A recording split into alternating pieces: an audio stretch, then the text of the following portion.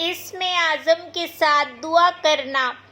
हज़रत आयशा रज़ियल्लाहु अन्हा फरमाती हैं, मैंने रसूल अल्लाह सल्लल्लाहु अलैहि वसल्लम से सुना कि आप सल्लल्लाहु अलैहि वसल्लम ने फरमाया, जब इन कलिमात इसमें आज़म अल्लाहुम्मा इन्नी अस्अलुका बिस्मिका ताहिर तय्यिबिल मुबारकिल ला हब्बी इलैका से दुआ की जाती है तो कबूल होती है।